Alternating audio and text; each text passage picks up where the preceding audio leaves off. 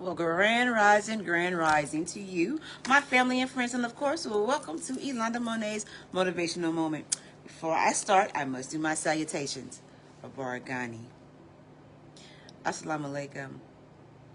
Ikaro. And now that I've done my salutations, let's get into the meat of the message for today. Today we are going to continue on our series of what have we been studying on this week? Self-love. We talked about self-assurance, self-awareness, uh, practice self-care, practicing self-compassion, building healthy relationships, finding or setting meaningful goals. So today we're going to talk about the practice of self-acceptance. Accept yourself as you are. Embrace your uniqueness, your unique qualities, both positive and negative. Stop comparing yourself to others. Focus on your own journey and your own process. Celebrate your individuality. Realize that you are different and that makes you special. So now, self-practice involves embracing all aspects of yourself, including your strengths, your weaknesses, imperfections, without judgment. It is a journey that can lead to increased self-esteem and overall well-being. Key strategies under practicing self-compassion is mindfulness, gratitude, self-forgiveness, and surrounding yourself with positive influences. Here are more details, or let's look at more details of how to practice self-acceptance. Practice self-compassion. Treat yourself with the same kindness and understanding you will offer a friend facing the similar challenges. Acknowledge your emotions and needs without judgment.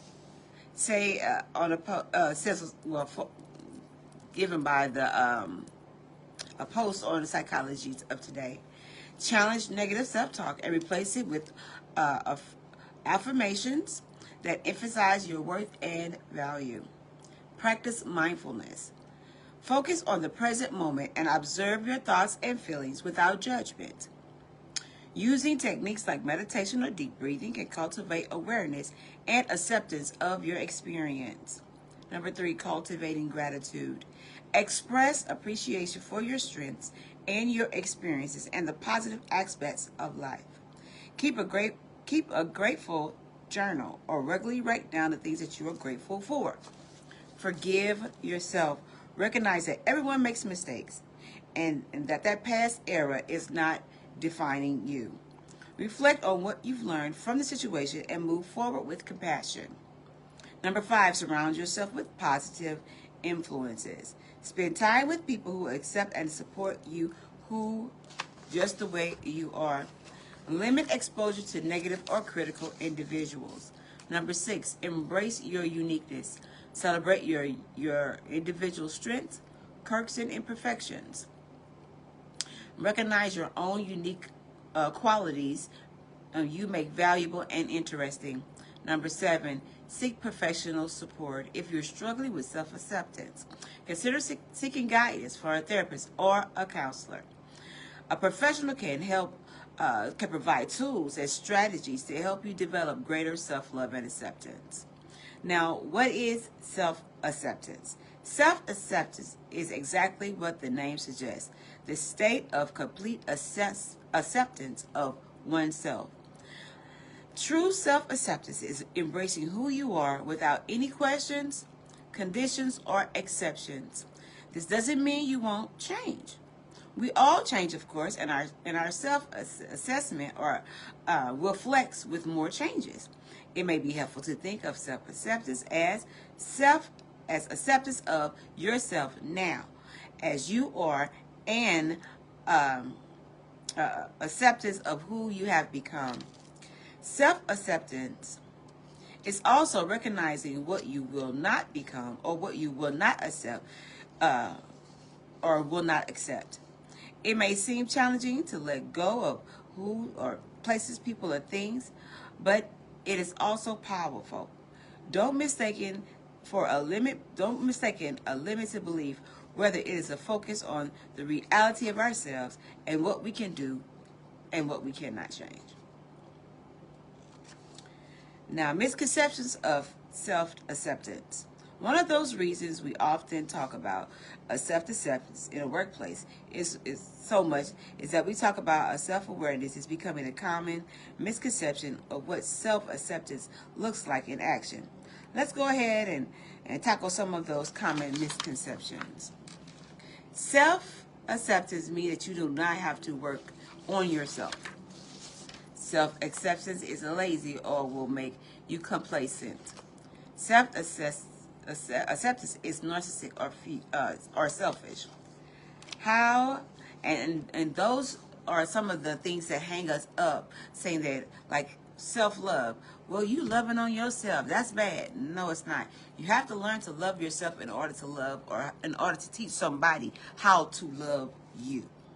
If you don't know what it takes to be in love or to be in love with yourself, then how can you help the next person? Knowing what you will and will not take, what you will and will not be a part of, is very important, and you have to stand on it. Those are some things that you just have to say, look, that's not the way I want it. That's not the way I planned it. So therefore, I can't let that deter me from where I'm going. Now, how can self-acceptance boost personal growth and development? We talk a lot about self-awareness as a tool of improving and growth, especially in the workplace. And I agree that self-awareness is also important to all of us, especially for leaders. However, without self-acceptance, self-awareness can only take place as far as our department. We couple together self-awareness and self-acceptance are one of the most powerful development combos. Self-acceptance, self-awareness, and empowering your work to be more self-aware, to be more impact in a variety of ways. Okay? Now, reducing judgment and denial. When we understand who we are, we will not compare ourselves to anybody else. When God made me, he broke the mold. So comparing myself to someone else is useless. And that also makes me want to be like somebody else. Who says that a size 4 is the runway model? It might be on Victoria's Secret catalog. But today's average female is between the 12 and the 14 size. Learning to love who you are and the state that you are will help you to move about life better. Now, exploring motivations. What is it that makes me talk to myself in a bad way? Was it that when I was little or younger, someone spoke to me that way, so I in turn and took it that that's the way that it's supposed to go?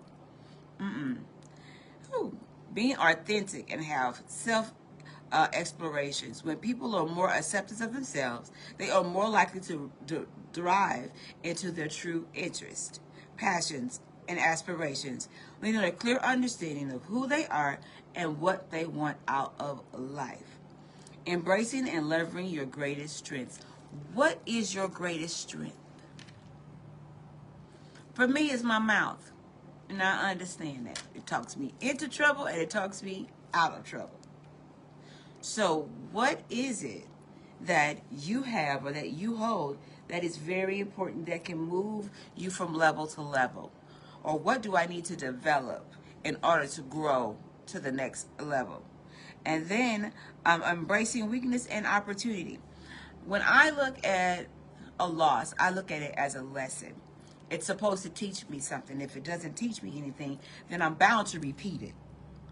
So when I am learning about my weaknesses and within my opportunity, I have to realize that, I can't control what other people say and do. I can only control how I respond to it.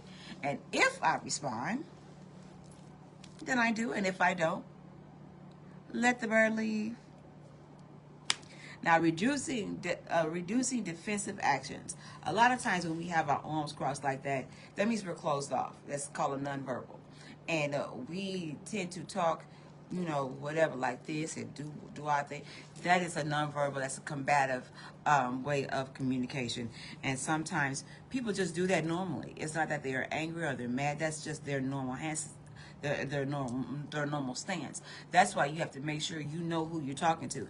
Don't keep giving a little piece of your mind to everybody,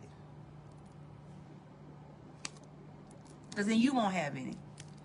How to practice self-acceptance. If you're anything like me, self-acceptance isn't quiet, and it doesn't come naturally. And that's okay. Like self-awareness and other leadership skills, self-acceptance is a skill when you can work on and build on. Think of it as a learning or flex for your self-esteem or compassion muscle on a daily basis and build it into strength.